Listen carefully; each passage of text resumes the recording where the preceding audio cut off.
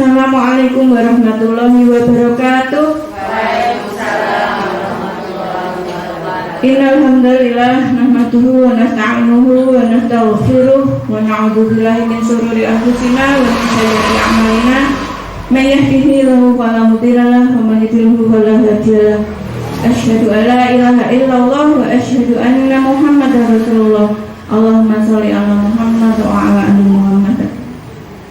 Rabbi shrah li sadri wa yassir li amri wa hlul 'uqdatam min lisani yafqahu qawli. Marilah kita panjatkan puja dan puji syukur kehadirat Allah Subhanahu wa taala. Kita bersyukur masih diberi sehat semua ya ibu-ibu. Alhamdulillah masih diberi sehat, masih diberi rezeki, masih diberi kebahagiaan dalam rumah tangga ya. Kita syukuri bangun tidur kita sudah bisa berdiri, bangun, mengerjakan aktivitas ini juga luar biasa, itu nikmat Allah. Coba yang lain yang baru sakit, yang oksigen aja harus bayar satu tabungnya berapa, kita gratis menghirup ya. Bisa alhamdulillah diizinkan Allah hadir di majelis ini. Semoga majelis ini mendapat ridho dan naungan rahmat dari malaikat dan dari Allah Subhanahu wa taala. Amin. Salawat serta salam semoga senantiasa tercurah pada uswah hasanah Nabi Muhammad Sallallahu Alaihi Wasallam yang kita senantiasa jadikan panutan. Ya, beliau adalah sosok yang sangat dicintai Allah. Ya, kita senantiasa harus bersalawat kepada beliau, mengikuti langkah-langkah beliau. Ya, kemudian banyak sholawat kepada beliau, keluarganya, sahabat dan sahabiah, tabiin ya, dan orang-orang yang mengikuti jejak langkah beliau. Semoga kita dimudahkan untuk istiqomah mengikuti jejak langkah beliau dan kelak mendapat syafaat di yaumul hisab. Amin. Alhamdulillah atas izin Allah, atas rahmat Allah kita berkumpul di sini. Ini mungkin perdana ya, setelah kemarin Covid itu vakum. Ya, ini pelan-pelan Hikmatul Quran untuk program Sofianya semoga berjalan lancar ya. Ini salah satu langkah kita untuk bagaimana berusaha menambah ilmu ya. Kita itu harus senantiasa update. Ya, ilmu itu berkembang, kondisi itu berbeda, zamannya itu beda dengan zaman kita dulu. Untuk anak-anak pun kita nggak bisa kita upayakan pendidikan seperti dulu ya. Dulu belum ada HP, belum ada internet seperti sekarang ini. Ya, makanya Umar bin Khattab radhiyallahu anhu menyampaikan, didiklah anakmu sesuai zamannya ya. Jangan lagi kita zaman tuh biar kira sekolah orang sangu, saiki lagi sangoni butuh pulsa ya, makanya harus update ilmu sebagai ibu-ibu milenial ini terutama ya, harus bagaimana berupaya jangan sampai kudet ya, kurang informasi dan sebagainya. Oke, materi kita hari ini merawat cinta ya, ini materi yang luar biasa. Baru-baru ini infonya ya, setelah pandemi ini banyak yang ramai itu pengadilan agama. Ada apakah di sana? Kasus perceraian banyak ya, mungkin karena corona ya. Akhirnya intensitas ketemu di rumah itu sering banget. Soalnya lockdown kan harus di rumah terus. Nek kerep awor mungkin malah sering cekcok apa dan sebagainya ya. Harusnya tidak seperti itu ya. Allah itu menurunkan sebuah kejadian ya. Ini kan corona ini juga atas izin Allah juga ya. Banyak hikmah sebenarnya kalau kita mau mengambilnya. Dulu kita materinya juga sempat ya untuk orang tua bagaimana menghadapi masa corona ini, bagaimana untuk anak-anak agar belajar mereka juga maksimal ya. Ini kita sudah bicarakan itu. Kita hari ini fokus untuk yang rumah tangga, bagaimana toh merawat cinta ya, baik yang mau menikah, sudah menikah, dan mungkin sudah menikah dan gagal mensewu ya. Itu kita kupas bersama ya. Dalam rumah tangga itu mesti tidak lepas dari masalah. Coba saya ingin tahu yang rumah tangganya atau di rumahnya nggak ada masalah. Nggak ada, karena memang hidup itu untuk ujian ya. nek ada orang aku wis kesel ora pengen diuji, ora pengen eneng masalah, nek wis dikubur nanti malah tambah masalah, ya kan? Kita harus mempertanggungjawabkan. Artinya kita hidup di dunia ini kan memang ladang kita, bagaimana untuk bekal kita di akhirat nanti, ya. Dalam rumah tangga permasalahan bisa muncul dari manapun, ya, dari pihak istri, pihak suami, pihak mertua, ya, dari orang-orang di sekitar dan sebagainya, ya. Ini wajar, ya. Apalagi namanya menikah itu kan bersatunya dua hal yang berbeda, dua kepribadian yang berbeda, ya kan? Jenengan nikah sama suami, mesti kan latar belakangnya beda. Ada yang sama? Dari pola asuh, Pak, sama enggak? Beda. Dari kultur budaya mungkin kalau yang satu Jawa, satu Sunda mungkin beda lagi, ya. Yang masih sama-sama Klaten mungkin agak sama, tapi tetap pola asuh berbeda. Karakter adakah yang sama? Enggak ada. Kadang kita begini, aku ki karo suamiku ki ora cocok, soalnya karakternya ora podo. Pernah dengar seperti itu? Aku karo suamiku ki beda kok, Mbak. Jadinya sering cekcok. Ada? Pernah dengar seperti itu? Atau Umah di sini merasakan enggak? Merasa enggak jenengan karakternya beda dengan suami? Merasa? Apakah itu yang membuat masalah? Oke, kita upas bersama, ya. Nah, jadi sebenarnya sama masalah dalam rumah tangga itu semua alami, ya. Intinya itu kan hanya karena tidak saling memahami saja, ya, tidak saling memahami, enaknya nuntut, ya. Nah, makanya ini dalam Islam kita ada aturan-aturan fikihnya bagaimana berumah tangga, ya. Islam ini agama yang rahmatan lil alamin, agama yang membawa kemaslahatan bagi kita, ya. Alhamdulillah ini kita lahir itu sudah dalam kondisi fitrah Islam, ya. Mari kita rawat fitrah kita ini agar kita selamat, ya. Nah, ini termasuk juga dalam Islam itu ada aturannya, membawa aturan bagaimana tuh sebenarnya kalau kita umat Islam yang benar-benar mau berusaha untuk belajar Islam, ya, minimal kita belajar sirah lah, suami kita dan kita mempelajari sirah bagaimana Rasulullah itu sejak kecil kemudian menikah, bagaimana rumah tangga beliau. Nek suami jenengan mau membaca sirah Nabi dan mengikuti jejak beliau, insya Allah langgeng, pernikahan itu aman, bahagia. Tapi kan kebanyakan suami kita nggak sempat membaca sirah, ya. Ada yang suaminya sudah hatam sirah, mesti nanti bahagia. Artinya ketika itu diterapkan, ya sudah, memang itu sebaik-baik contoh yang Rasul berikan bagaimana menjadi seorang suami.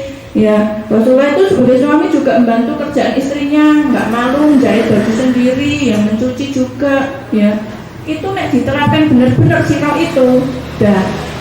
Cuma ini karena kita delalai, suami kita nggak belajar sirah, kita juga sendiri ilmu kita kurang, sehingga kita ini perlu belajar seperti ini, ya. Jadi memang perlu belajar update, ikut-ikut parenting, ikut kegiatan kemuslimahan, ya, terutama yang tentang kaitannya dengan bagaimana mendidik anak-anak. Sebagai ibu kita tugas utama itu menjadi madrasatul ula, sebagai guru yang pertama dan utama.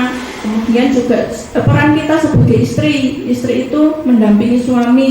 Tugas kita memang mengabdi, ya, mengabdi pada suami itu sudah pahalanya luar biasa. Ketika kita paham satu hal ini, insya Allah akan mudah menjalaninya, ya. Niat kita ibadah, udah.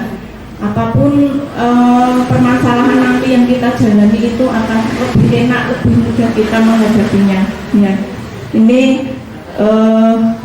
tujuan, ya, dalam rumah tangga itu membangun keluarga yang sakinah, mawaddah, warahmah, ya. Ini juga nikah itu kan sunnah, ya. Sunnah berarti kita nikah itu kita sudah mengerjakan sunnah, mendapat pahala. Yang kedua, menjaga zina.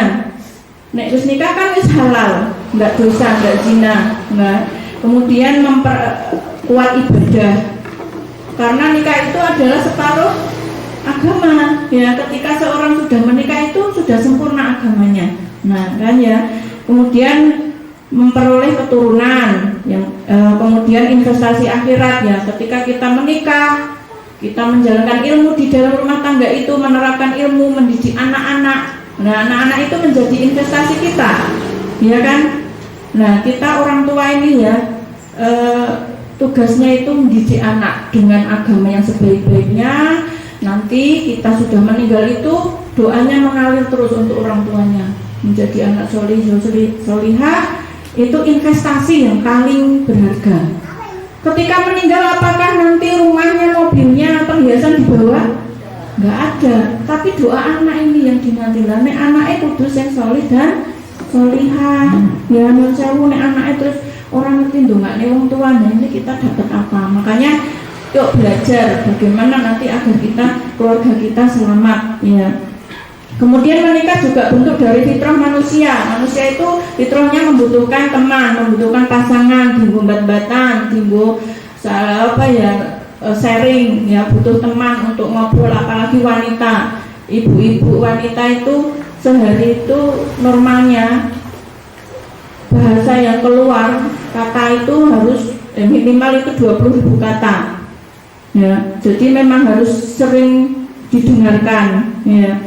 Kemudian juga menikah ini untuk membuka pintu rezeki ya. Orang yang menikah itu sudah dijamin Allah rezekinya. Jadi jangan takut engko nek nikah dipakani opo kasarannya gitu ya. Dikasih apa nanti makannya gimana. Nah itu Allah nanti yang mengatur. Ketika kita bismillah niat untuk ibadah, nah ini insya Allah Allah yang akan menjamin rezeki orang tua dan anak-anaknya. Kemudian menikah ini untuk terhindar dari fitnah ya. Nek wis nikah, wis sah, wis ijab, wis resmi kan walaupun runtang-runtung wis ora dadi fitnah gitu kan ya, nikah. Kemudian untuk menyalurkan hasrat biologis ya. Jadi memang fitrahnya manusia itu untuk menyalurkan hasrat biologis yang harus disalurkan ya. Nah ini kita untuk awalan ini merawat materi kita sebagai pembuka. Saya sampaikan seperti itu. Nah intinya kita sadari dulu, kita menikah bismillah ini karena Allah sudah. Kalau karena Allah sudah, di dalamnya nanti ada apapun sudah kita ridho ya, termasuk jodoh kita. Itu suami kita itu rezeki dari Allah, sudah jodohnya itu ya wis ditampa. Delalai kok ning perjalanane kok ngene yo, kok ngono yo, kok suamiku ngene. Nah itu wis rezekine jenengan. Poinnya itu ya, jangan terus kok ngene yo tak ijolke wae iso ora. Ya. Diijolke malah tambah parah. Enggak selesai itu nanti. Ya, artinya kita fokus dulu itu jodoh yang dipilihkan Allah untuk kita sudah ya. Poinnya itu biar kita nanti enggak pikirannya enggak ini lagi, enggak nek koyo tuku apa tuku baju kok ora cocok ra seneng, ukurannya kurang gede kurang cilik diijolke. Ini bukan masalah itu ya. Artinya ketika menikah itu jodoh kita Allah yang memberikan, kita terima. Ciptaan Allah itu mesti tidak ada yang sempurna. Sepakat? Ada nggak suami sempurna? Saya yo pengen suami sempurna. Nggak ada ya, karena memang sempurna itu hanya milik Allah. Tapi Allah tidak pernah menciptakan produk yang gagal. Nggak mungkin suami kita itu mesti elek banget, enggak. Pasti ada kelebihan dan kekurangan. Seperti halnya juga kita itu juga nggak sempurna, itu harus dipahami. Jadi jangan sampai nanti nuntut ya, kok suamiku ngene ya pengenku ngene. Ketika kita fokus di kekurangannya, yang ada nanti itu jatuhnya nanti terus jadi yang manusia yang kufur, tidak syukur nikmat. Kok suamiku ngene ya karepku ngene ya.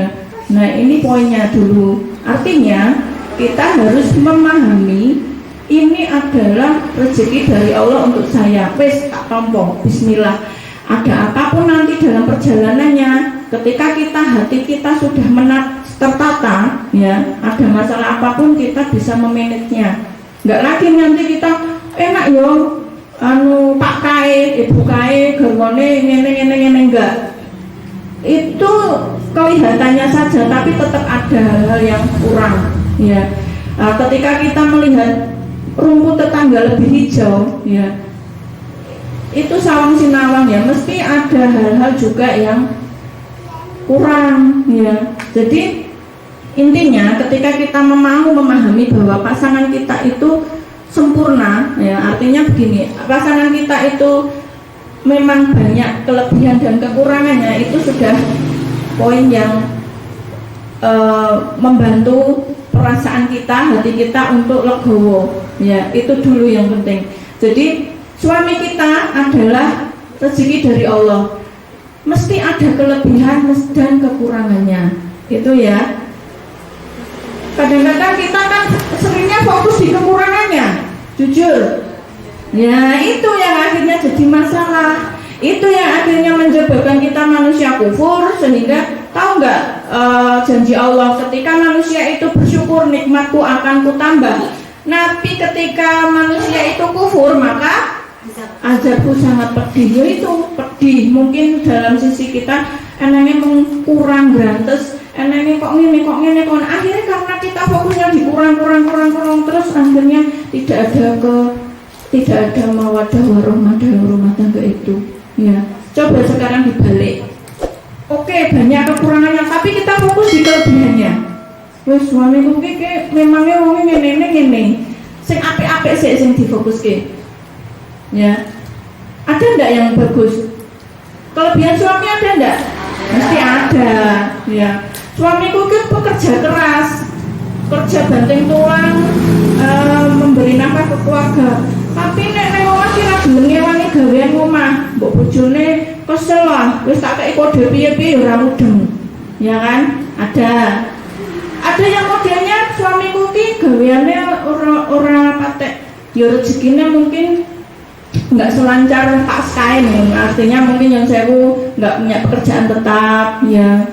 Kalau mungkin, ya alhamdulillah ada, ya.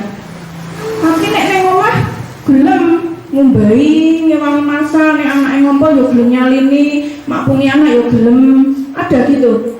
Nah, pilih ndi jenengan? Sing kerja keras, rezeki lancar, turno gelem gawean omah. Jarang nih. Ya artinya begitu, ada kelebihan dan kekurangan, nggak ada yang sempurna, begitu loh ya. Jadi poinnya begitu. Artinya ketika kita memahami, oh nggak apa-apa suamiku nggak bantu di rumah tapi tanggung jawab kok, kebutuhan rumah tangga terjamin dan sebagainya.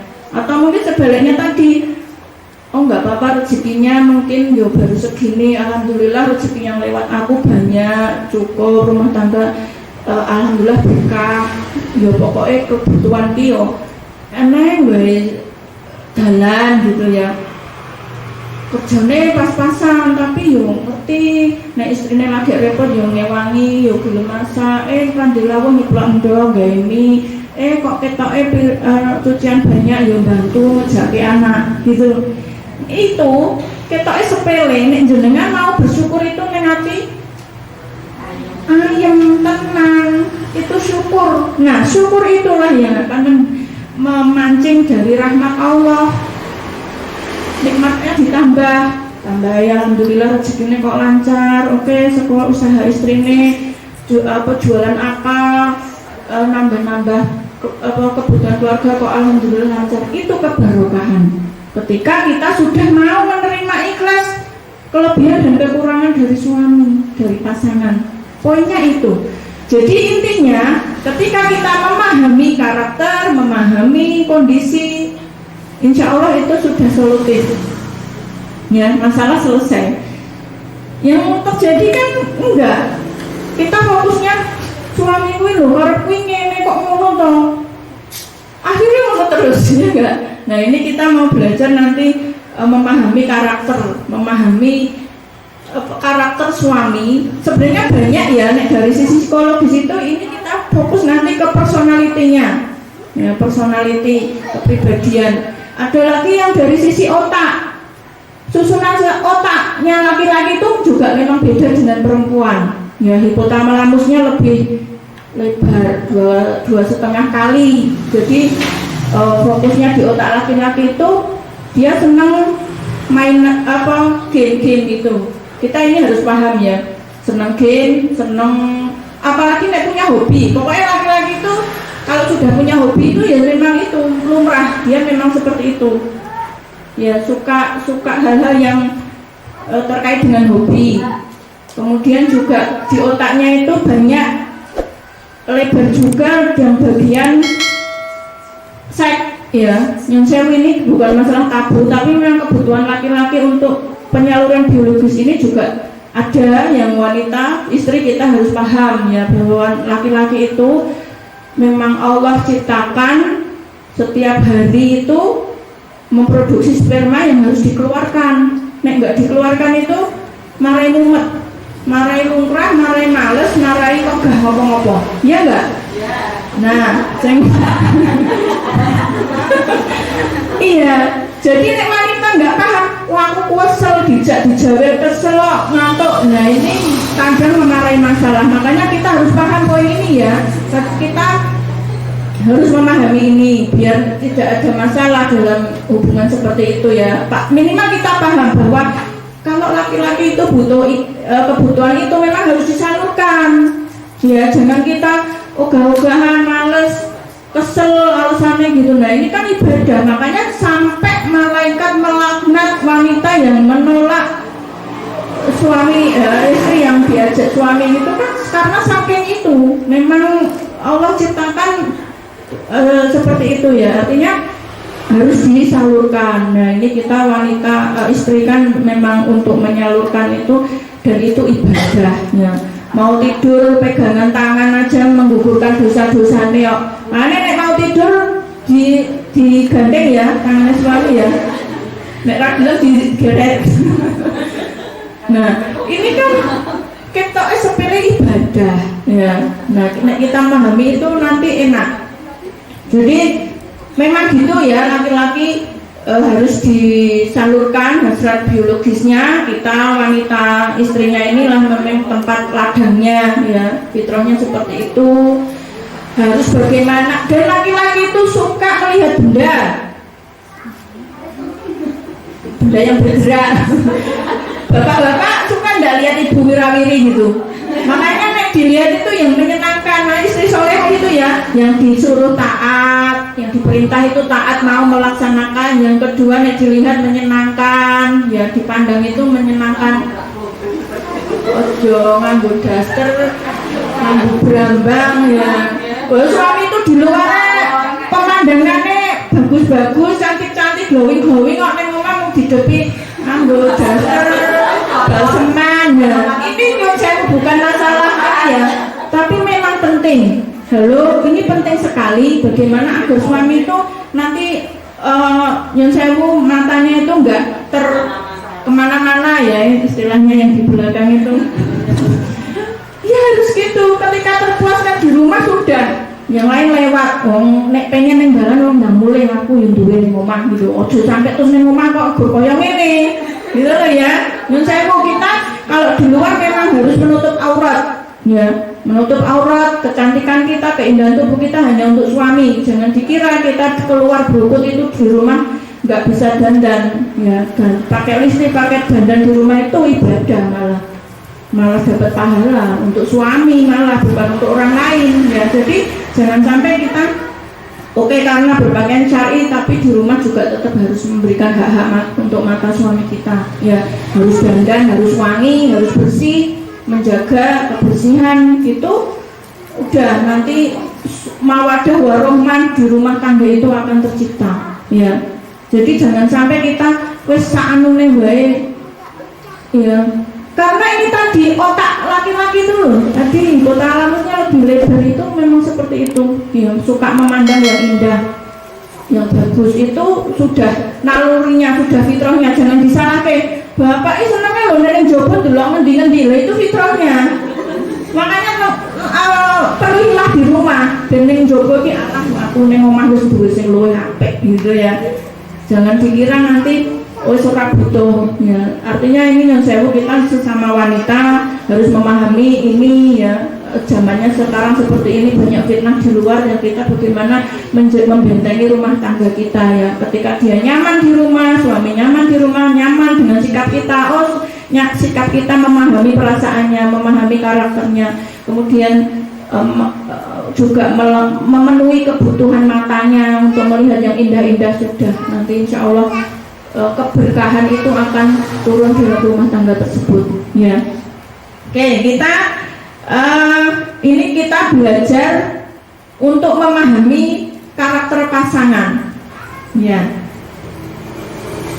Kita di dunia ini menginginkan dua hal dalam hidup ya, sukses dan bahagia ya enggak? Sukses itu apa toh? Sukses itu bisa nanti, ini murahnya juga kita karena muslim juga sukses dunia sampai akhirat ya. Sukses kita bisa meraih jannah ya, dan bahagia. Jangan lupa bahagia, karena memang bahagia itu juga meningkatkan imun ya. Harus diupayakan bahagia, dan bahagia itu tidak diciptakan orang lain, tapi kita sendiri yang menciptakan. Jangan menuntut orang lain untuk kowe kok ngono to, aku ngarake susah bla bla bla ya. Tapi bahagia itu bagaimana hati kita tata. Kondisi apapun ketika kita bisa menata untuk tetap bahagia, itu insya Allah bisa ya. Jadi jangan repot, hati kita yang memegang adalah kita. Sepakat? Repot hati kita yang memegang kita. Contohnya begini, kita jalan di jalan raya, ada lubang, ada airnya, ada mobil lewat, terus kita basah. Apa yang kita lakukan? Kita marah-marah boleh, bisa, atau kita positive thinking, oh kayak mesti selak kesusu cepet-cepet. Nah, dua kondisi ini kan yang memegangkan hati kita. Kita mau marah bisa, mau memaklumi, kemudian memahami dan membuat kita enggak kesel hati kita. Hanya kita kah yang bisa meremotnya? Ya enggak? Nah, jadi intinya hati kita yang memegang remote kita. Ketika kita nanti marah tadi dengan kejadian tadi, terus kita marah, mungkin misuh-misuh ya, ada ya orang-orang bukan kita, berarti remote hatinya dipegang oleh orang lain, ya dong. Tadi kan disret dia, terus langsung kita muring-muring apa? Nah, berarti dipegang orang lain. Ketika kita bisa menguasai remote hati kita, oh nggak apa-apa, cuma kotor nanti dicuci bisa, ya nggak? Podo-podo kondisi ngono, neng menyikapinya berbeda, akan lebih enak yang mana? Nek kita terlanjur marah itu kan hati usah enak ya. Marah itu menurunkan imun lama. Ya, marahnya semenit, 5 menit, tapi nanti menyebabkan turunnya imun sampai beberapa jam. Nah, ini makanya diusahakan jangan sampai marah, itu kita yang bisa kontrol. Jangan terpengaruh oleh lingkungan. Apapun kondisinya, kita yang memegang remote hati kita, gitu ya.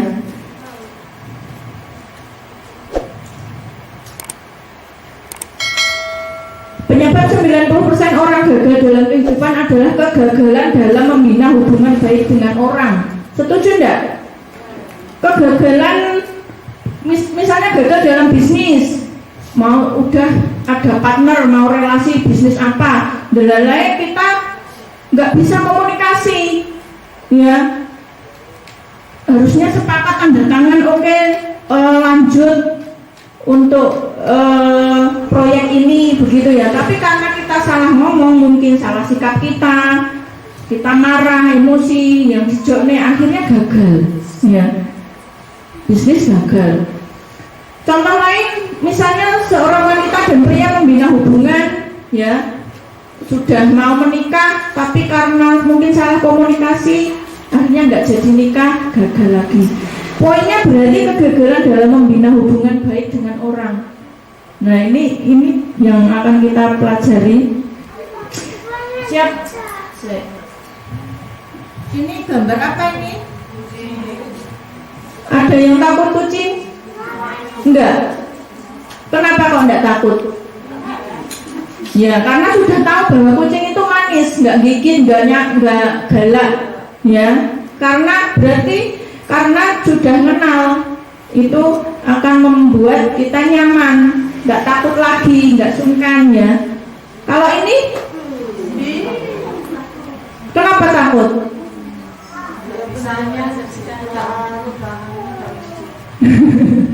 Padahal ini bisanya wis diambil, wis nggak ada, sebenarnya nggak menakutkan ya. Berarti karena kita belum mengenal, ya kan? Belum ngerti nih ular ini udah nggak ada bisanya, ya kan? Nah ini karena dia sudah tahu nggak ada bisanya, oh enjoy saja.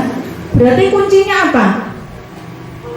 Mengenal, oke benar, mengenal, sudah mengenal, ya.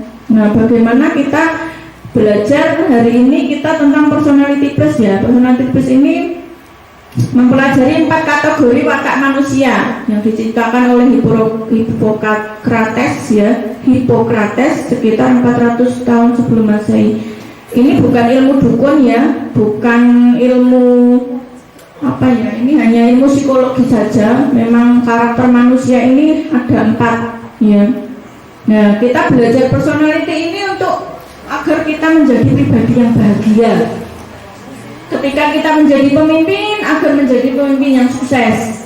Kemudian menemukan pekerjaan atau bisnis serta profesi sesuai dengan potensi kita. Yuk kita gali potensi kita ya. Kemudian memahami pasangan dan anak Anda untuk membuat mereka lebih bahagia karena sudah bisa dimengerti. Coba, pasangan dan anak akan bahagia ketika mereka sudah dimengerti. Kadang-kadang kan kita nggak memahami mereka. Piye to Mas, wong dikon ngene kok ana gitu. Anak-anak juga piye to dikandani kon sinau ana. Akhirnya tapi ketika kita sudah memahami ilmu ini, oh suamiku ki memang wong pragmatis ki memang wongnya santai, enjoy. Kita paham. Oh anakku ya pragmatis, delalae. Sinau kon sinau, yo memang dia modelnya santai ya sudah. Nek kan kok mesti rampung. Coba, nek wis memahami, enak pasangan dan anak kita itu tidak lagi terdampak oleh apa ya, perilaku kita yang mungkin uring-uringan nuntut ini itu dan sebagainya ya. Oh suamiku itu koleris itu memang nggak sabaran, egois ya sudah saya kasih makanan egonya. Enak nanti, oh anak saya itu melankolis ya, perasa dia ya sudah saya harus hati-hati nek ngomong sama dia. Coba, nek kita memahami itu enak enggak?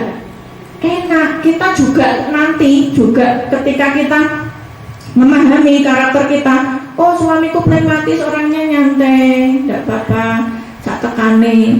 Kita juga nanti akan menurunkan standar. Ya enggak nuntut-nuntut lagi. Oh paham kok suamiku ngono sifatnya, karakternya ya. Dan juga nanti untuk menyelesaikan berbagai persoalan hidup dengan memahami karakter diri sendiri, mengenal si awake dhewe. Sebelum kita kenal orang lain, kenalilah diri kita sendiri dulu ya. Kita kenali diri kita sendiri. Ini kunci penting ya. Kemudian untuk meraih kesuksesan dalam karir, sukses dalam melakukan negosiasi dan membuat Anda memiliki sukses yang seimbang gitu ya. Sukses seimbang seperti apa?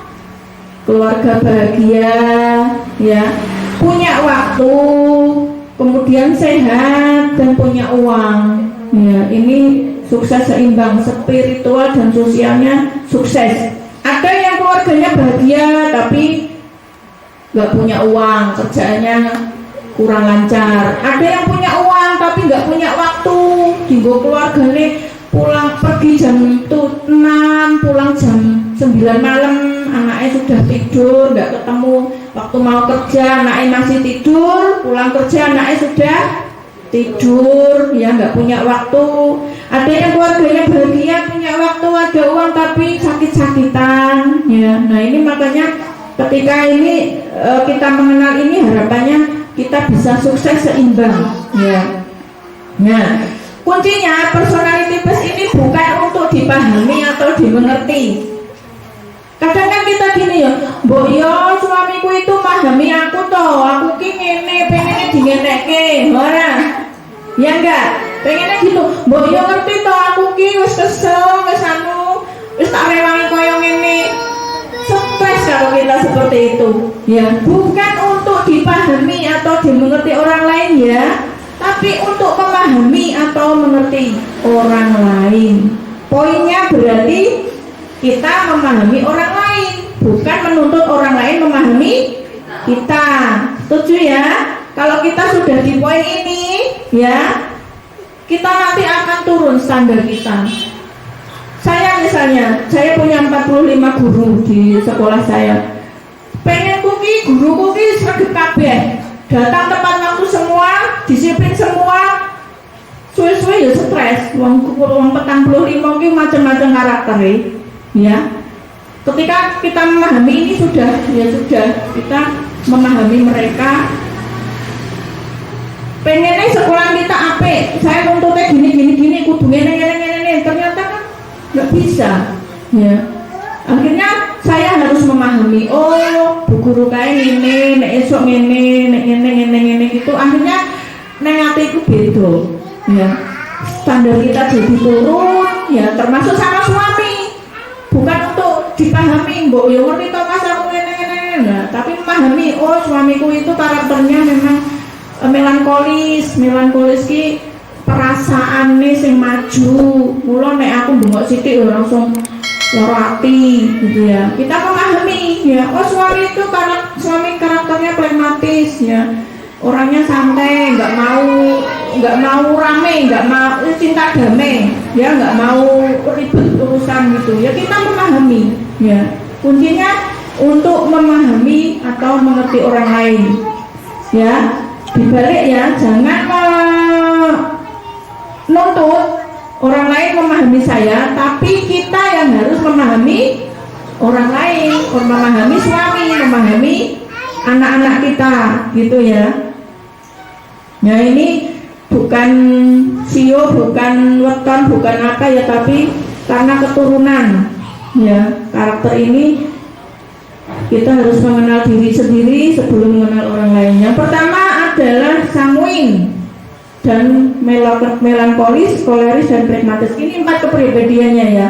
Yang pertama sanguin, yang kedua melankolis, yang ketiga koleris, yang ketiga 4 pragmatis. Coba nanti dioceki diri kita masuk karakter yang mana, termasuk pasangan kita nanti yang mana, dan anak-anak kita ya. Ini kuncinya ya, personality plus. Yang pertama sanguin. Sanguin ini kuncinya ini fun way. Gambarnya orang tersenyum ya, tertawa, fun way. Lakukan dengan fun. Fun itu apa? Menyenangkan ya. Dia hangat, bersahabat, berbelas kasih, responsif, antusias, ramah, banyak bicara. Tapi dia tidak disiplin, emosinya labil, tidak produktif, egosentris, membesarkan masalah. Catat ya, sanguin dilakukan dengan senang. Dia pengennya itu suasananya menyenangkan. Nek kerja ya dengan senang, suasananya sing menyenangkan. Yang kedua koleris. Ini my way. Gambarnya ya tegas, marah ya wajahnya. Berkemauan keras, independen, memiliki visi, praktis, produktif, tegas. Dia biasanya jadi pemimpin. Sikapnya dingin, cepat puas diri, ceroboh, dominan, sulit mengampuni, sarkastis, pemarah, cenderung kejam. Ini koleris. Yang berikutnya melankolis, ya. Melankolis gambarnya sedih ya, mukanya muka melo, muka apa ya, melo ya, memelas ya. Wajah ini wajah sendu, yaitu rediwe. Dia berbakat, analitis, perfeksionis, tekun, disiplin, rela berkorban. Dia biasanya pemurung, pembalas, berpusat pada diri sendiri, berpikir negatif, kurang bermasyarakat, perasan, dan teoritis. Yang selanjutnya adalah flegmatis, ya, datar wajahnya ya, santai, tenang, kalem, objektif, diplomatis, efisien, teratur, cuek, tidak peduli, praktis, humoris, dapat diandalkan ya. Jadi dia cepat khawatir, penakut, suka menunda-nunda, tidak punya motivasi, cari aman sendiri, tidak tegas, kikir, dan egois. Dan ya, kita paham poin ini. Sanguin, koleris, melankolis, flegmatis. Kita masuk yang mana? Suami kita masuk yang mana? Anak-anak kita masuk yang mana? Cara mengenali ciri-cirinya ya. Yang pertama sanguin.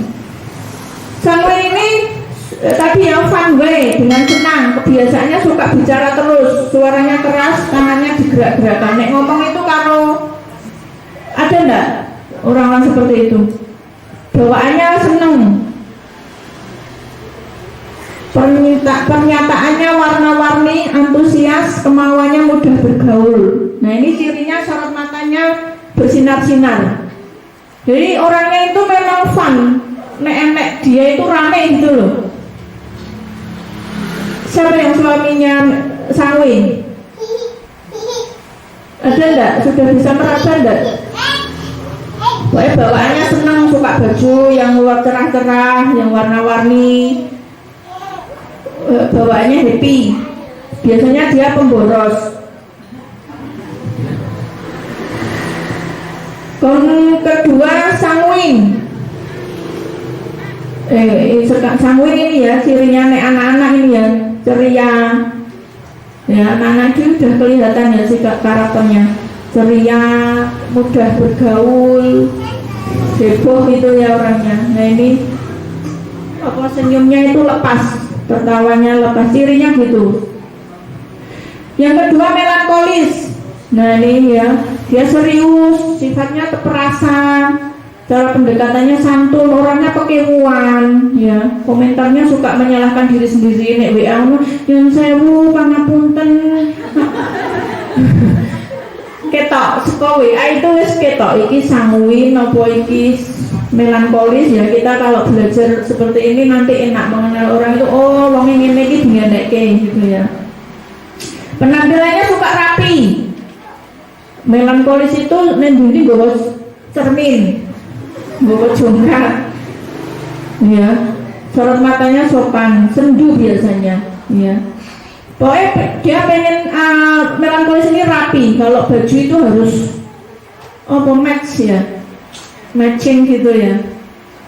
Pokoknya dia peduli dengan penampilan. Nah ini kan melankolis ya, dari kecil sudah kelihatan sendu ya. Ini ada niati ini ya, melankolis. Yang ketiga koleris. Cara pendekatannya gerak cepat. Dia sut-sut gitu, merebut kontrol dengan cepat. Orangnya percaya diri, sikapnya selalu gelisah untuk menguasai. Ya, sorot matanya tajam. Nah ini koleris, kesannya galak gitu, judes ya. Nih. Yang keempat flegmatis. Cara pendekatannya dia tenang, pembawaannya, posturnya santai, ya. Duduknya nyandar biasanya, duduknya menyandar, kalau memungkinkan. Sorot matanya datar, ini ya flegmatis, nih datar. Nah sudah paham 4 poin tadi, sanguin, melankolis, koleris, flegmatis ya. Kemudian kebutuhan emosionalnya apa? Kita pahami. Nek suami kita sanguin, ini loh kebutuhan psikisnya, kebutuhan egonya, makanan ego yang harus diberikan ini loh, dan dia seneng. Nek kita wis iso ngumpak, wis iso narik hatinya dengan memberi makanan ego itu, suami akan nyaman, rumangsa diterima, nanti dia akan nyaman dengan kita juga. Ya. dia pengennya sesuatu itu dilakukan dengan menyenangkan. Ya dia nggak suka kemrungsung apa ya, suasananya kok sedih, suasananya kok nggak enak gitu, dia nggak senang. Kerja itu dia dengan menyenangkan, biasanya mungkin sambil nyetel musik mungkin ya, menyenangkan. Keinginannya selalu bersenang-senang. Nah, kebutuhan emosionalnya diperhatikan, selalu ingin disayang, disetujui, dan penerimaan, ya, diumpat, dipuji, dialem. Itu orang sanguin. Dia udah kerja ngoyo-ngoyo, nek dibodoh nggak seneng. Nah, makanya untuk suami misalnya bantu apa kayak gitu ya, wah makasih ya mas sudah dibantu, ya Allah resike. Nah, itu besok lagi tambah semangat. Ojo malah iya toh mas piringnya ini kok reget mau jari diisai loh, wah besok kapok. Ini ya, ini makanan ego yang harus kita perhatikan, harus kita berikan. Nek nanti dia istilahnya egonya mendapat makanan, ya karakternya ini mendapat makanan, yo nek warak makame yo kan enak, nek jek lapar nanti cari-cari ya itu sing marake jadi masalah, ya. Yang kedua melankolis. Melankolis itu orangnya perfect, harus dilakukan dengan yang benar, ya. Nek jenengan karyawan duwe pimpinan melankolis kudu sempurna. Salah sithik ra gelem. Bos yang melankolis ini perfect ya. Dia inginnya sempurna, termasuk suami ya, mungkin pengennya teratur, kudu resik, kudu apik, kudu tenang ya. Ini melankolis untuk suami atau anak-anak kita yang melankolis. Kita harus pahami pengennya sempurna. Segala sesuatu itu perfect, harus sesuai ideal. Kita nek ramahami kan kesel ya, piye toh bendinon. Tapi ketika pahami, oh memang pengennya dia perfect, harus sempurna, ya sudah diupayakan gitu ya. Yang koleris, dia pengennya dilakukan dengan cara saya, dia pengen memiliki kontrol. Ya suami-suami yang koleris ya, dia mungkin terkesannya galak, egois, apakah itu jelek? Enggak. Karakter itu yang berikan Allah, mesti ada tujuannya. Ya orang-orang yang punya koleris ini biasanya jadi pemimpin yang memang harus tegas, harus gerak cepat. Ya dia pengen memiliki kontrol, mengkondisikan yang dia pimpin ya. Kebutuhan emosionalnya dipatuhi ya. Jadi nek suaminya koleris, nek dikongkon lek mangkat yo gitu, jangan kosek-kosek. Paling ra seneng nek wong koleris dialesi ya. Yang penting ya dipatuhi, selalu ingin berprestasi, dia pengennya punya prestasi, harus diakui kehebatannya. Nah makanya yang suaminya koleris ini dikasih makanan egonya ya. Wah pinter bapak ki, alhamdulillah masya Allah, isoh mimpin ini, isoh mimpin rapat RT ngantek isoh membuat sebuah program ya. Ini makanan ego nek dikasihkan. Wah nek kita nggak tahu Pak piye to mau rapat jenengan mulai mimpin ki kok ngono ha. Nah makanya nek memahami enak, nanti orang salah kedaden ya. Yang ketiga pragmatis, dia pengennya dilakukan dengan yang mudah, nggak mau ribet. Orang pragmatis ini tidak suka menghadapi konflik. Misalnya ada orang pinjam uang ke bapaknya pragmatis, dia nggak suka konflik. Ya wis ben lah. Nah, istrinya koleris, kene mas tak kadiye. Jadi ya masing-masing karakter ini lucu. Tidak suka menghadapi konflik, ya suka menjaga perdamaian. Kebutuhan emosionalnya dia dihormati, ya dibutuhkan, merasa dibutuhkan, dimengerti, didukung, ya dan dimotivasi. Karena orang pragmatis ini nyun sewu kesannya itu lewat. Ya, ada yang suaminya pragmatis, kadang marah gemes ya. Biasanya nek pragmatis, suami pragmatis, istrinya koleris. Loh, apa marah perang tenan yang nek saling memahami. Dan yang harus diingat bahwa pasangan ini mesti nanti begini maksud saya, pasangan ini saling melengkapi. Sanguin orang bakal entuk sanguin, koleris orang bakal entuk koleris, ya. Ini harus kita pahami. Nek kita koleris biasanya pasangan kita pragmatis. Mbok ora marake nek ra kuding lho, sijine pertentangan sijine nglemer. Loh, kan marai padu perang dunia akhirnya ke meja hijau cerai. Nah kan, nek nggak memahami nek ini memang begitu rahasia Allah saling melengkapkan. Oh siji koleris, nek koleris kabeh perang terus loh ya. Terus nek pragmatis kabeh, nglemer kabeh, nyantai kabeh terus tekan ngendi gitu kan ya. Nah, makanya saling melengkapi. Siji pragmatis biasanya siji koleris. Yang satu sanguin, biasanya yang satu melankolis gitu. Jadi jangan sampai ada kalimat aku ora cocok karo bojoku. Memang beda. Ora bakal podo ya. Mesti sing siji banyak ngomong, sing siji meneng. Kok nek banyak ngomong kabeh ya piye dadi apa? Nek meneng kabeh terus piye gitu loh ya. Jadi poinnya begitu, jangan sampai kita merasa tidak cocok dengan suami, dengan pasangan. Mesti tidak cocok, memang beda. Tapi bagaimana kita belajar memahami ya. Ini pragmatis ini begitu ya, dia memang santai bawaannya. Kadang marai gemes, nek kita memahami, oh ya wes memang pragmatis, memang dia santai, butuhnya dimotivasi, dimengerti, dihormati, diumpak, oh gitu dia akan melejit ya. Nek kita salah menyikapi, piye to Mas kok ora ndongamu tangan, nah itu malah nanti tambah masalah ya. Tadi sudah ya, makanan ego, kebutuhan ego kebutuhan untuk si sanguin, pragmatis dan koleris serta melankolis ya. Yang keempat kekuatan kunci ya, ini kekuatannya. Tadi kebutuhannya ya, paham ya? Koleris harus dia pakne. Dia memang memegang kontrol ya, harus makanan egonya dihormati, dihargai, dipuji ya, dihargai intinya. Kalau melankolis tadi memang dia butuhnya perfect, sempurna ya. Nah ini kekuatannya. Sanguin ini kepribadiannya menarik dan mudah bergaul, banyak bicara, suka cerita, memiliki selera humor yang baik, antusias dan ekspresi. Pokoknya heboh gitu ya, nek sanguin itu. Kekuatannya dia senang berkarir sebagai relawan, bisa menemukan aktivitas baru dan kreatif dengan segudang ide, menginspirasi orang lain untuk bergabung. Dia suka ngajak, gampang ngajak. Ini sanguin ya, suka kegiatan spontan.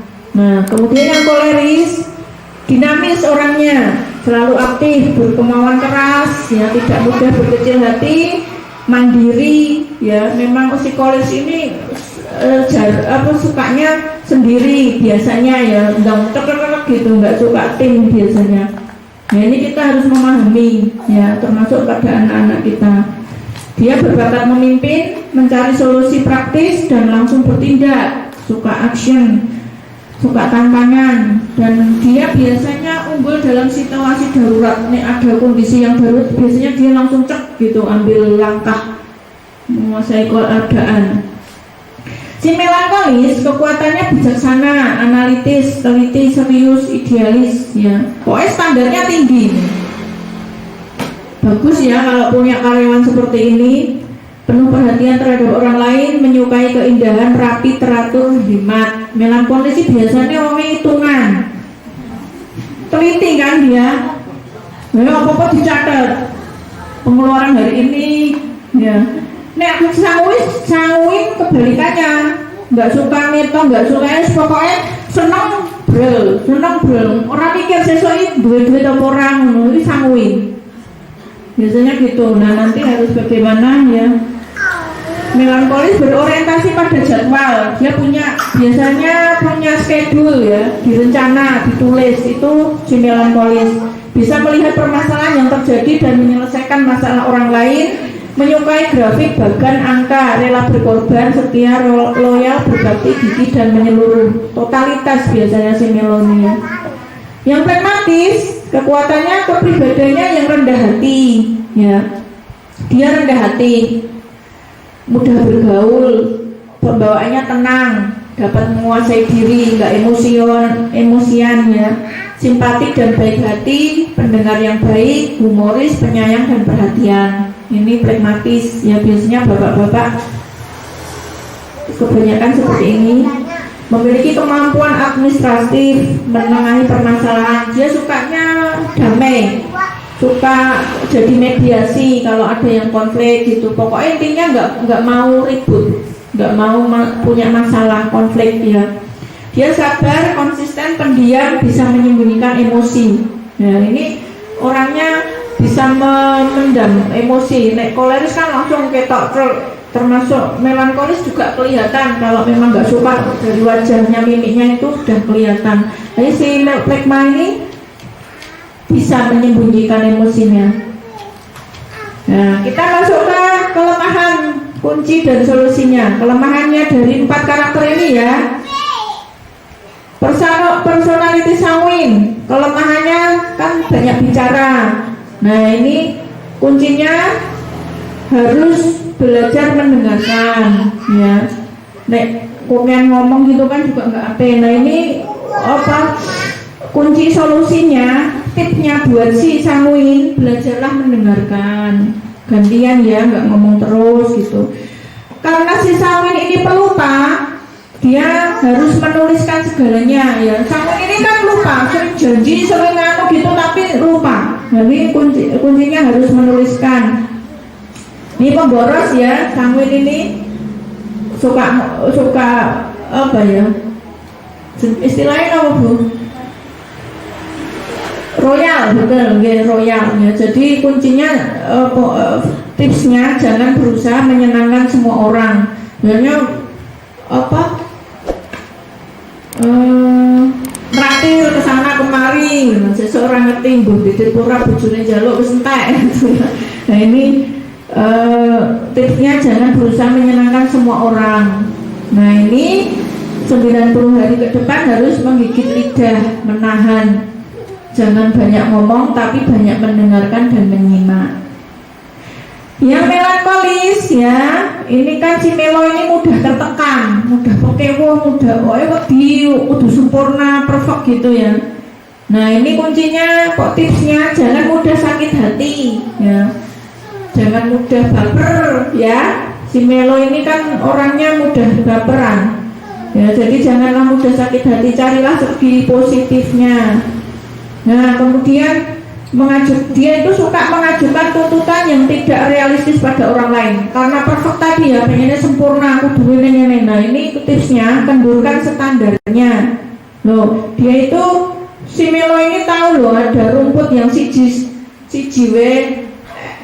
tinggi dia lihat ya, karena saking telitinya, saking perfectnya, harus ideal ya. Nah ini harus mengendurkan standar. Yo wis rapopo, main resiki rapopo, kudu rapi, kudu resik, kudu sempurna gitu si Melo ini. Kemudian si Melo ini juga suka menunda-nunda ya, jangan melewatkan waktu terlalu banyak untuk merencanakan ya, biasanya suka nunda kerjaan. Nah ini tipsnya, jangan melewatkan waktu terlalu banyak. 90 hari ke depan, tulis 5 syukur setiap hari ya. Setiap hari si Melo, halo si Melo, tulislah 5 kalimat syukur. 1, alhamdulillah bangun pagi dengan sehat. Yang kedua, alhamdulillah apa ya, bisa ikut pengajian. Yang ketiga, alhamdulillah bisa jalan-jalan ya. Keempat apa begitu ya, ini ditulis untuk bentuk rasa syukur. Terus tersenyum dan bergembiralah ya. Si Melo ini kan susah tersenyum. Nek senyum cuma ya, larang senyumnya ini, mesti nggak yang tertawa kelihatan giginya, ini paling mesem gitu ya si melankolis ini. Tersenyumlah dan gembiralah ya. Terus untuk si koleris ya, koleris ini kan workaholic ya, terlalu bekerja keras. Tipsnya, belajarlah rileks dan rencanakan liburan ya. Kadang-kadang si koleris ini karena pekerja keras nggak sempat liburan pun pikirannya masih di kerjaan, HP-nya masih bunyi, masih ngurusin pekerjaan. Ini koleris ya. Terus karena dia juga terlalu mendominasi, koleris biasanya mendominasi, pengennya di depan, pengennya memimpin, pengennya ketok gitu ya. Tipsnya, jangan hargai kepemimpinan orang lain dan berhentilah memanipulasi.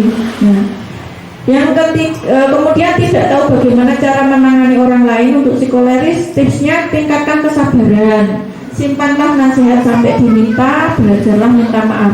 Koleris ini susah loh minta maaf ya. Bapak-bapak, suami anak kita yang koleris itu sangat susah untuk minta maaf. Nah ini makanya tipsnya belajar minta maaf ya. 90 hari ke depan harus minta maaf 3 kali sehari ya. Terus sabar dan berbaik hati. Si pragmatis ya, ini biasanya kurang antusias, menyandar, biasa, standar aja ya. Makanya tipsnya motivasilah diri sendiri, dimotivasi ya, biar semangat. Dia tidak suka perubahan biasanya si pragmatis ini. Wis mengalir, nggak pengen berusaha bagaimana untuk lebih ini aktif dan sebagainya ya. Makanya tipsnya cobalah sesuatu yang baru. Dia punya kemauan baca yang tenang, belajarlah mengkomunikasikan perasaan Anda ya. Si pragmatis itu kadang susah untuk curhat ya, jarang dia suka curhat, itu jarang si pragmatis ini. Makanya tipsnya belajarlah mengkomunikasikan perasaan Anda. Tidak berpendirian, berlatihlah membuat keputusan dan belajarlah mengatakan tidak. Biasanya pragmatis ini manut, wes derek, wes ini ya, nggak punya kentak kayak ya koleris kayak gitu ya. Nah ini harus belajar mengatakan tidak. 90 hari ke depan harus berkenalan dengan 12 orang baru. Karena si pragmatis ini standar ya, dia nggak suka berkomunikasi itu standar aja, nggak rame kayak sanguins ya, suka tambah teman ya. Bersemangat dan banyak bergerak ya. Kemudian yang berikutnya poin 6, relationship ya. Sanguin hubungannya cenderung nyaman dengan orang melankolis ya. Jadi biasanya kita si istri sanguin biasanya suaminya itu melankolis ya, siji heboh, siji anteng. Coba dengan sama pasangannya diraba apa di apa ya namanya, dicermati coba, bener nggak? Nek sanguin mesti melankolis ya. Kalau koleris cenderung nyaman dengan orang melankolis ya. Makanya nek suaminya koleris biasanya istrinya melankolis atau pragmatis ya. Kemudian melankolis cenderung nyaman dengan orang sanguin, dan pragmatis cenderung nyaman dengan koleris. Bener kan ya? Biasanya nek pasangannya pragmatis mesti satunya koleris. Jadi sijinya selak melayu, ono sing siji biasanya ada pasangan, entah istrinya biasanya koleris, suaminya kan pragmatis. Istrinya itu jalan terus neng adoh, suaminya sih engkrek neng burina itu wes ketok, oh kayak koleris itu pragmatis gitu ya.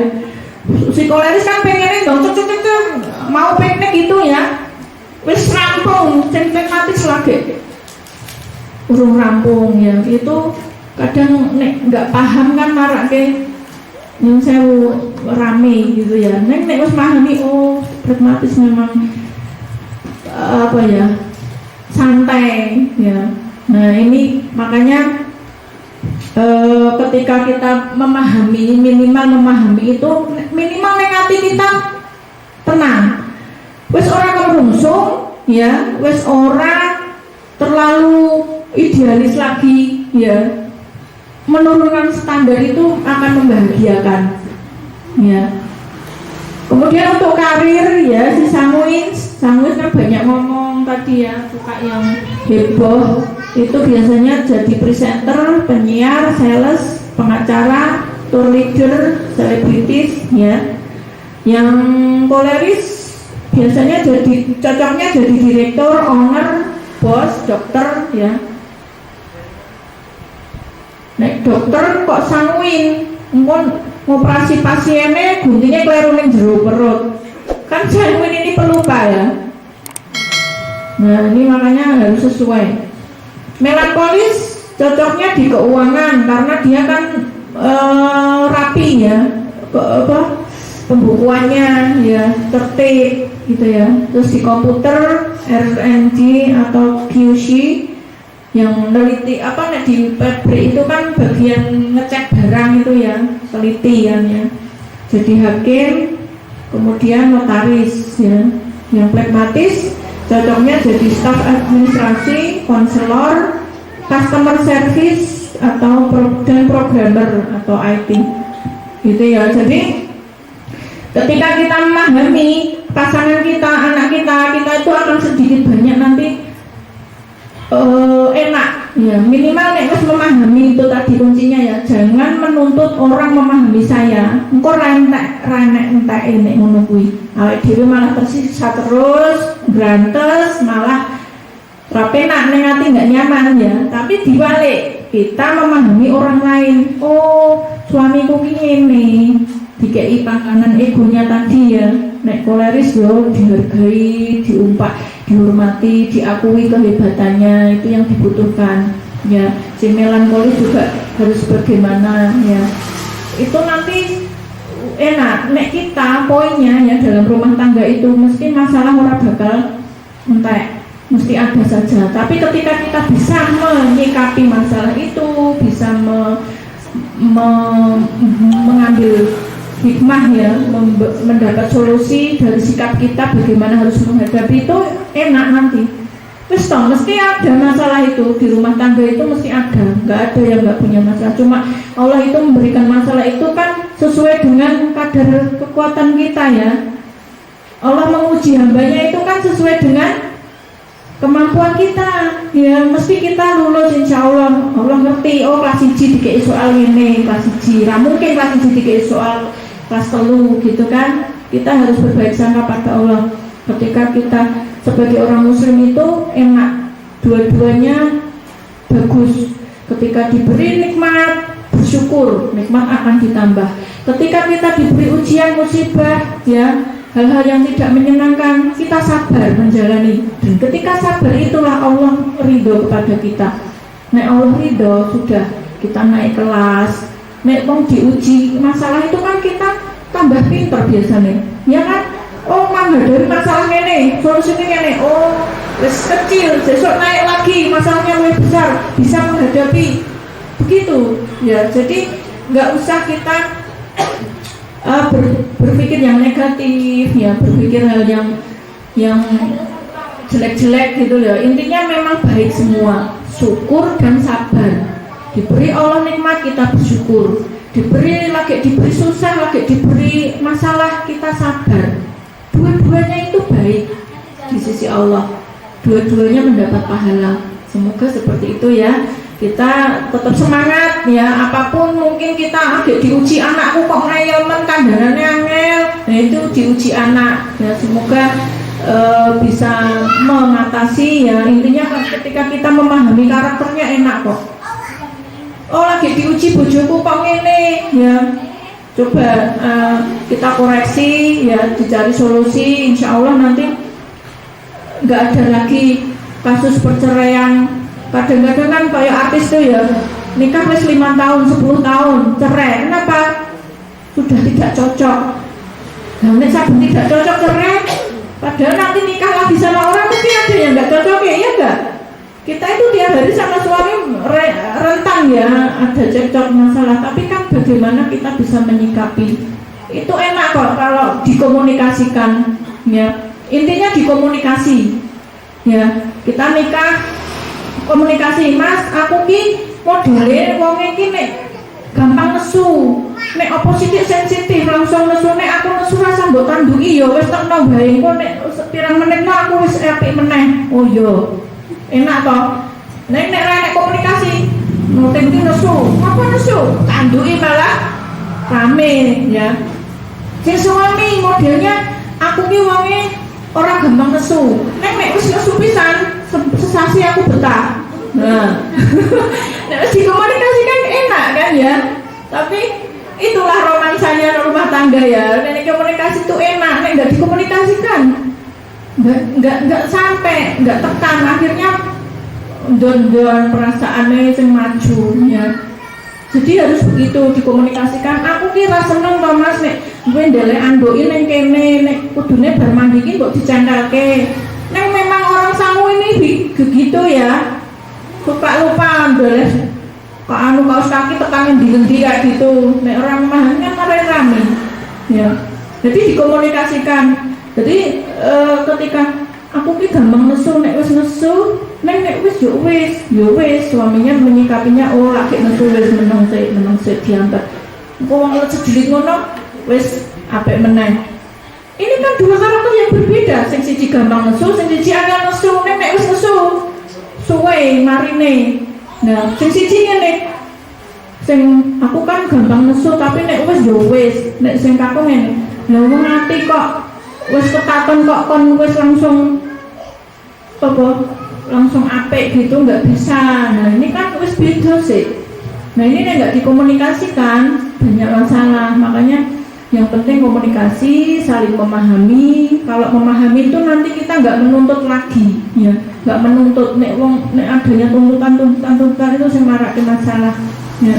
Ketika kita mengendorkan idealis ya, minimal kita menurunkan standar ya. Saya itu ini karakter ini nomor 1, 2, 3, 4 ya, itu urutannya 1, 2, 3, dan 4. Yang dominan itu 1 dan 2. Biasanya koleris dan melankolis, atau pragmatis dan melankolis, atau sanguin dan melankolis. Coba dengan sebenarnya ini ada tesnya ya, ada tes ngerjakan untuk apa? Mendeteksi kita karakternya apa. Tapi secara umum nanti mungkin tadi dengan mungkin sudah sedikit banyak paham. Oh aku kategori ini 1, 2. Biasanya yang dominan itu ya. Jadi nek wis memahami enak.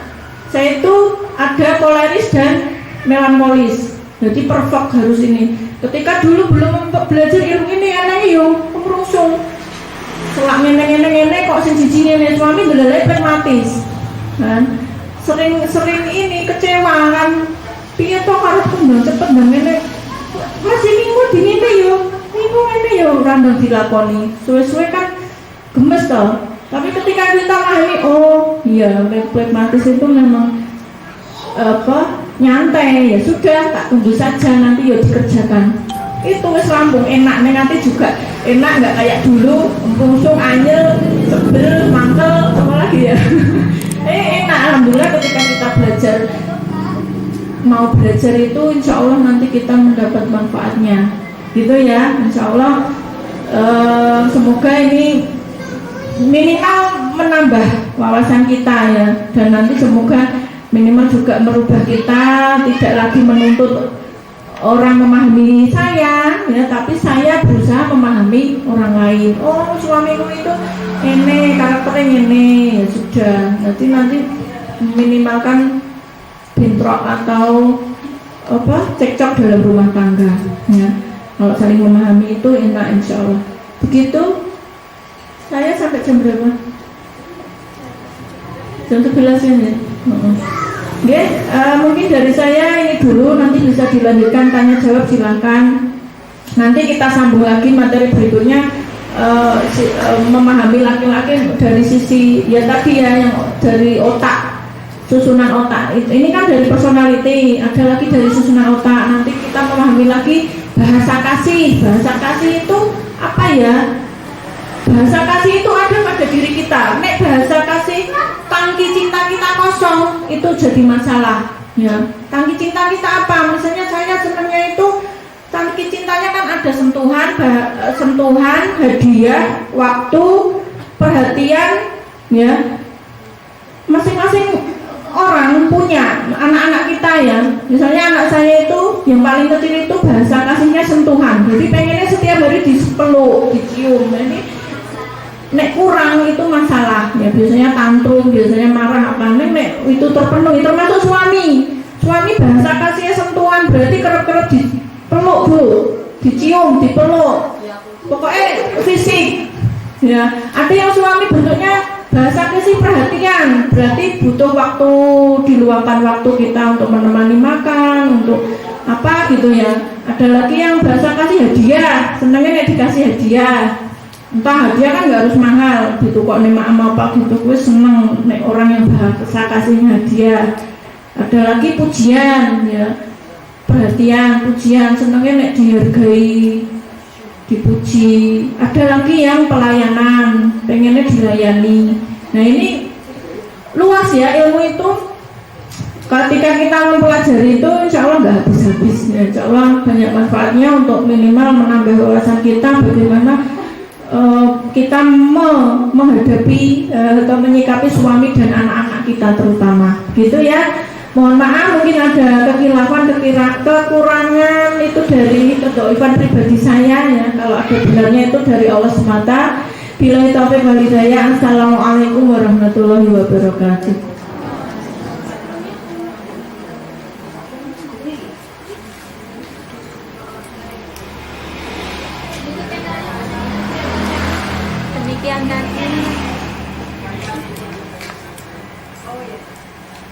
Demikian tadi kajian.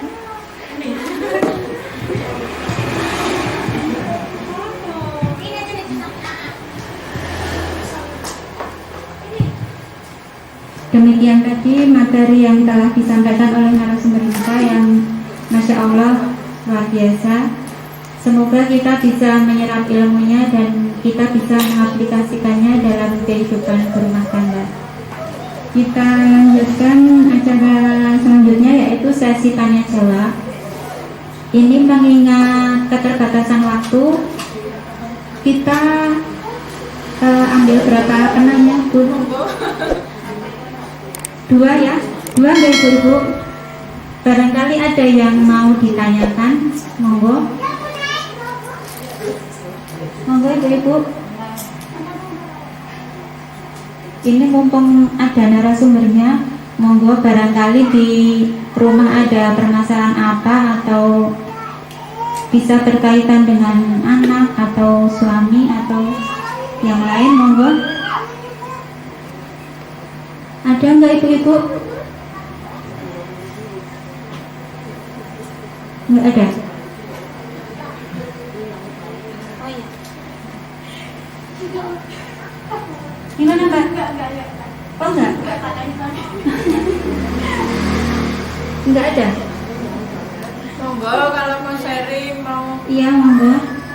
Mumpung ada Bunda Dewi Utami. Oh iya.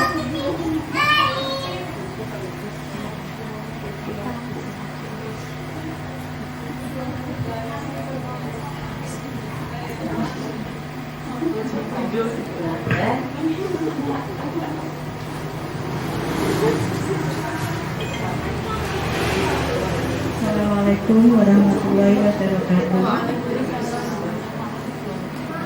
Saya ingin menanyakan gimana menyikapi suami yang sering maunya menang sendiri gitu. Maksudnya?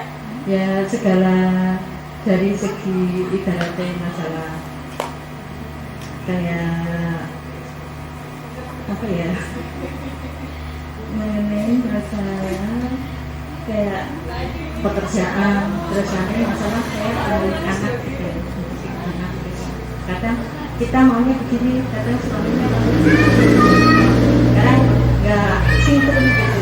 Gimana caranya menyikapi suami ya maunya aku sendiri, ibunya menang sendiri. Koleris berarti ya? Ya masuk ke situ. Oh. Oke. Assalamualaikum.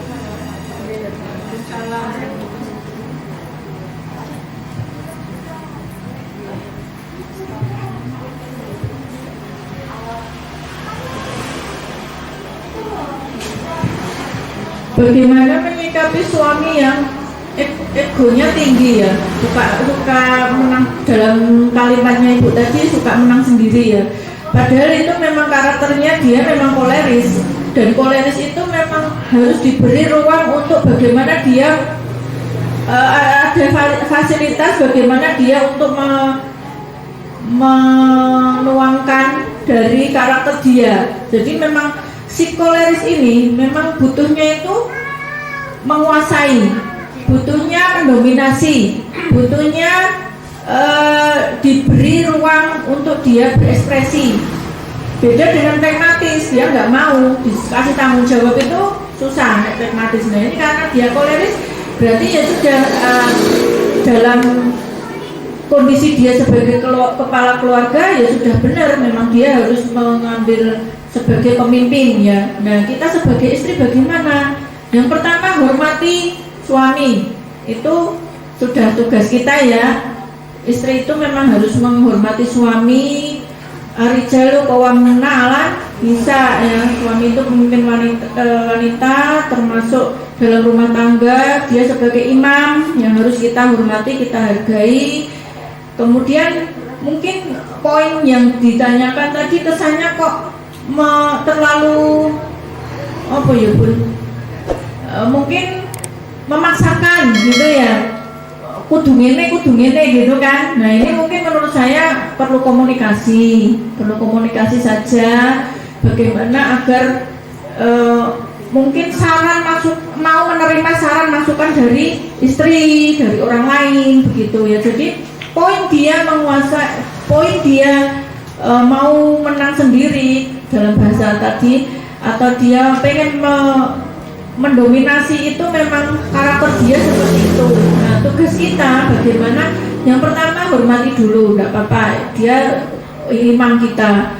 Yang kedua puji, berikan pujian. Wah Mas jenengan ini mimpin keluarga, mimpin rumah tangga bagus, tegas, gentle. Nah itu nilai plus saya jenengan bisa jadi pemimpin yang berkarisma, bla bla bla. Pokoknya diumpak sih Bu, dipuji, di alam, terus mungkin dikasih masukan. Mas gimana ya Pak, gimana nek misalnya untuk masalah ini, misalnya bicara apa, nek misalnya ini piye, nek misalnya ini pripun, mamane bicara tentang anak ya, mau kuliah di mana, wes pokoknya kudu ning kene, harus sekolah di sini lah. Itu misalnya lah mau putrane niku nyuwune teng mriki, mungkin nek dilanjutke teng mriku malah mesakne pripun. Kuncinya komunikasi ya.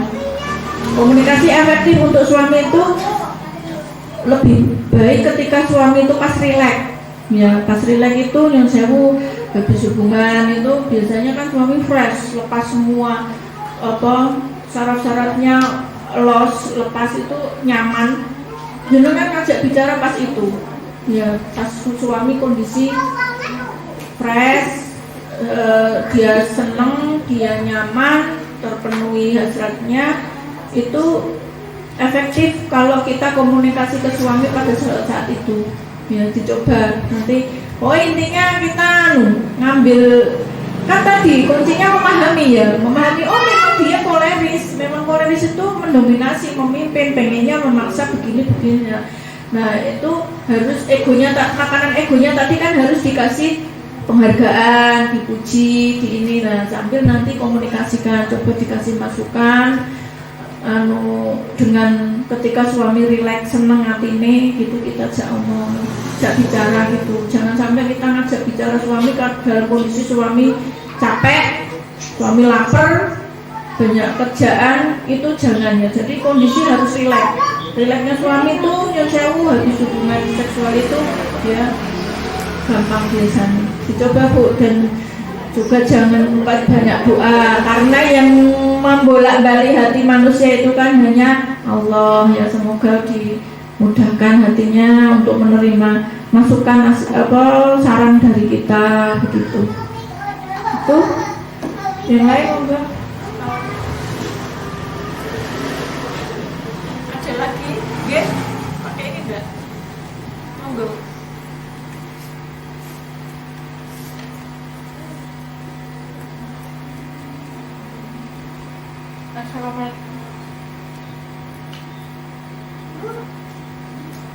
Assalamualaikum warahmatullahi wabarakatuh.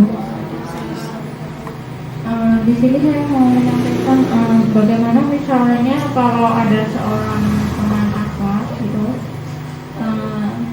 dia itu mengalami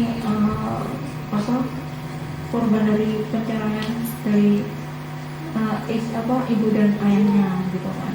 Terus saya mau bertanya, kalau dia itu selama ini dari situ lalu menemukan keganjalan menyikapi seorang pria dimanapun itu tetap sama sendiri, tidak Trauma. menyenangkan gitu, jadi terbawa trauma. Nah, bagaimana akhwat itu menyikapi agar dia itu bisa membuka hatinya perlahan gitu kan. Bagaimana kalau jodoh itu kan termasuk pemberian rezeki dari Allah gitu. Bagaimana seorang akhwat itu bisa menerima, bisa mendapatkan jodoh yang terbaik gitu. Iya. Gitu. Dan Iya.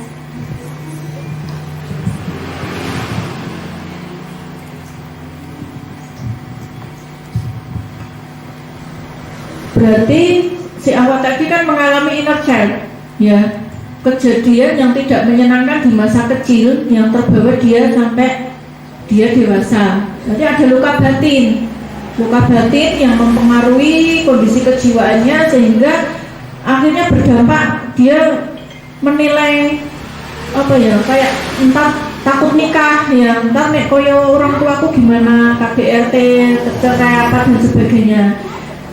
Yang dilakukan yang pertama harus dalam bahasa psikologi itu kayak hipnoterapi. Tapi dalam Islam itu kan hipnoterapi itu masih pertentangan ya, karena mengosongkan pikiran itu kan nggak boleh ya kita mengosongkan pikiran itu, jangan malah setan yang masuk akhirnya kesurupan ya. Jadi inner child yang luka batin yang dialami itu harus disembuhkan dulu, karena nanti takutnya juga peristiwa itu akan berpengaruh ketika dia mengasuh anaknya. Misalnya ada orang inner child ketika kecil suka dipukul, ya, sering dipukul, sering dianiaya, sering mengalami bullying. Biasanya orang seperti itu ketika mendidik anak juga nanti gitu, anaknya diciwali, dicubit, maksudnya karena dia mengalami. Dia dulu pola asuhnya gitu, akhirnya pola asuh ke anaknya gitu, akhirnya anaknya nanti gitu terus. Nah, rantai itu harus diputus. Gimana putusnya? Sebagai seorang akhwat itu tadi ya, teknisnya untuk bagaimana memutus itu mungkin dengan hipnoterapi, tapi dalam Islam bisa dengan kita sholat tahajud, sering sholat. Dalam sholat itu kita mengadukan keluh kesah kita kepada Allah dan berusaha melupakan peristiwa-peristiwa yang terjadi pada orang tuanya. Baik lagi kalau ini ada titik-titik di tubuh kita, itu ditepuk-tepuk sambil kita hipnoterapi gini kan teknisnya, kita terpejam, mata kita terpejam, kemudian membayangkan misalnya kita punya energi dendam sama ayah karena dulu sering dipukuli ayah. Nah, dalam proses hipnoterapi itu kita mata terpejam, kita di sebuah taman yang indah, hijau, bagus dan sebagainya. Di situ ketemu ayah. Di situ ada kamu dan ayah kamu bertemu, kemudian berpelukan, kemudian kamu mengucapkan pada ayahmu, ayah aku maafkan semua kesalahan ayah padaku, ayah aku. Nah, dalam proses hipnoterapi itu nanti tahu-tahu mata terbuka itu kita sudah plong karena sudah mengikhlaskan yang terjadi pada kita. Itu hipnoterapi. Dalam Islam mungkin bisa dengan sholat tahajud, ya kita lepaskan, kita ikhlaskan. Itu kan karena dia naik ganjelan malu. Masih ada ganjelan inner child-nya, luka batinnya masih ada. Nah, luka batin itu disembuhkan dengan kita mengikhlaskan.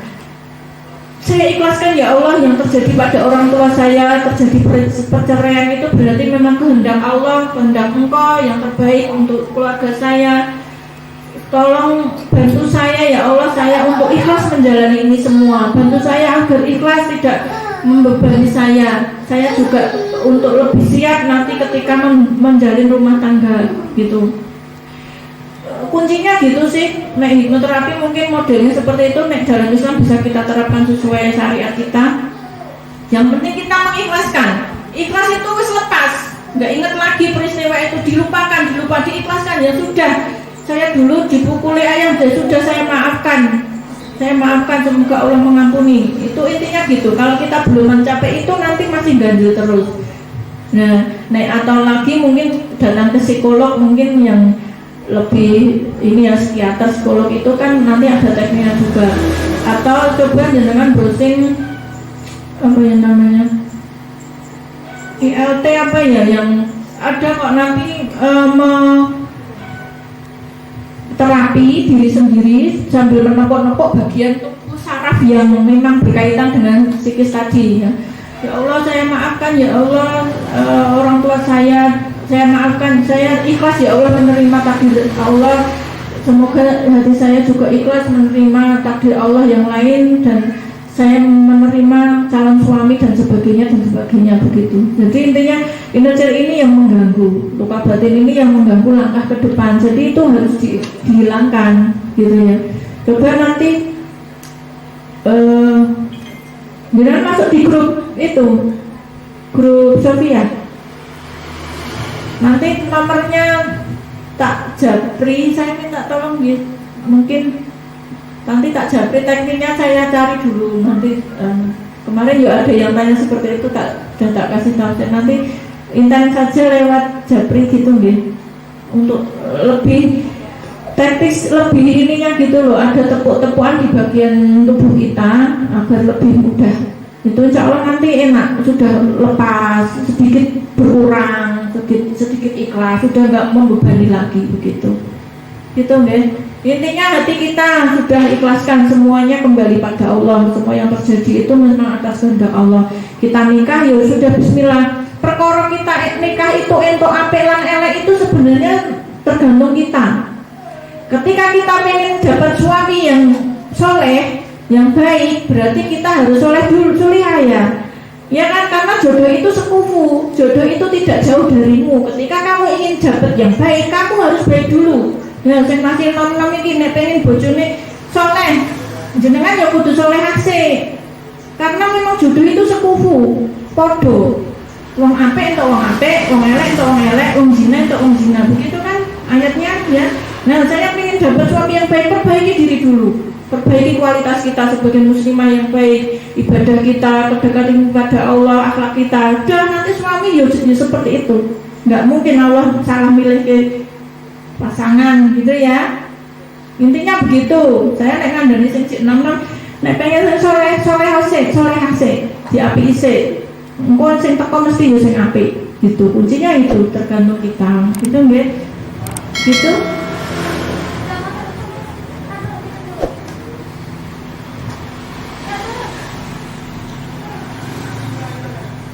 Terima kasih kepada para peserta yang telah bertanya, dan terima kasih untuk jawabannya Bunda.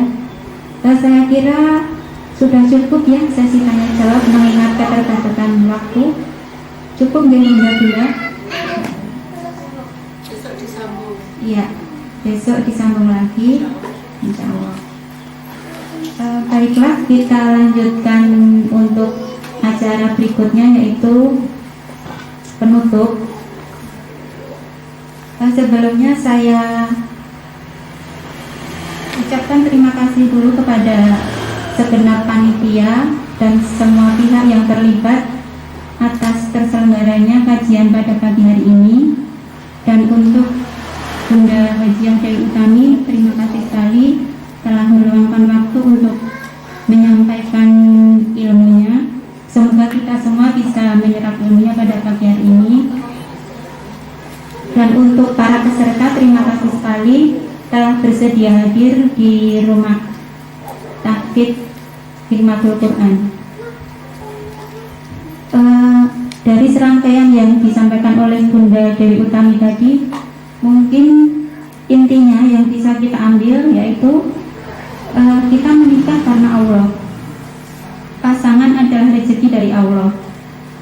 Kita harus bisa menerima kelebihan dan kekurangannya.